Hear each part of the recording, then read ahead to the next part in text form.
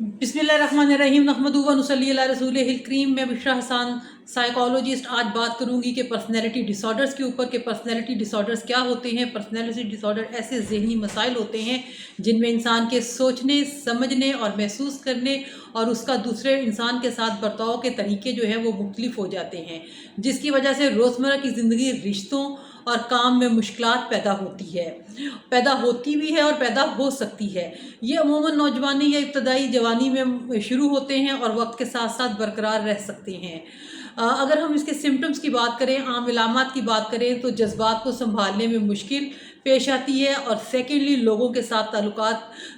ताल्लुकात में मसाइल पेश आते हैं और ट्रस्ट इश्यूज हो जाते हैं, और थर्ड वन रवैये या मिजाज में शिद्दत या गैर मामूलीपन आ जाता है, और फोर्थ इसकी जो रीज़न हो सकती है या फोर्थ इसकी जो इलामत हो सकती है वो दूसरों को समझने या उन पर एतमाद करने में मुश्किल होती है, और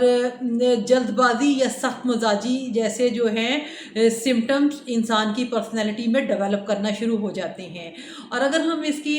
जो कुछ इसकी आम इकसाम के बारे में बात करें, तो जो बॉर्डरलाइन पर्सनैलिटी डिसऑर्डर्स हैं उसमें शदीद जज्बात जो है उनको शदीद जज्बात के छोड़ दिए जाने का खौफ होता है, गैर मुस्तहकिम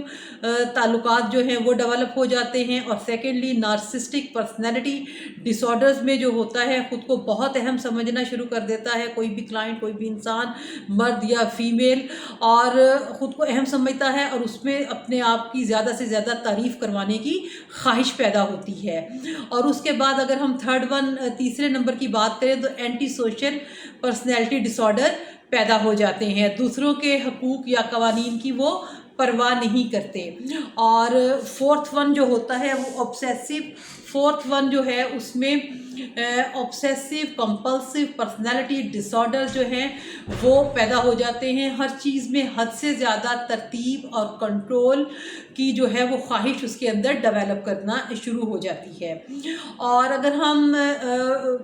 पाँचवें नंबर की बात करें कि इसमें कौन से सिम्टम्स हो सकते हैं, अवॉइडेंट पर्सनैलिटी डिसऑर्डर्स वो जो डेवलप होते हैं तनकीद या रद्द किए जाने का जो शदीद खौफ है, जो फियर है, वो पर्सनैलिटी के अंदर बैठ जाता है। अगर हम इसकी थेरेपी की बात करें, इसके इलाज की बात करें, तो इसमें सबसे पहले इंपॉर्टेंट है psychotherapy, the secondly talk therapy, the third one learning coping skills, और समटाइम्स जो है sometime medication for related symptoms like anxiety और डिप्रेशन। और अगर हम इसको आसान ज़बान में बताऊँ तो अक्सर इलाज में मुशावरत, रवैये को बेहतर बनाने की तरबियत और बाज़ परेशानी या डिप्रेशन जैसी अलामात में जो है एंटी डिप्रेसेंट मेडिसिन इस्तेमाल करवाई जाती हैं, जो कि आपका साइकेट्रिस्ट आपको जो है दे सकता है। अगर आप साइकोलॉजिस्ट के पास जाते हैं तो साइकोलॉजिस्ट आपके ऊपर काउंसलिंग अप्लाई कर सकता है, बिहेवियर थेरेपी अप्लाई कर सकता है, टॉक थेरेपी अप्लाई कर सकता है, साइको थेरेपी कर सकता है, और आपका साइको एनालिसिस कर सकता है। Thank you.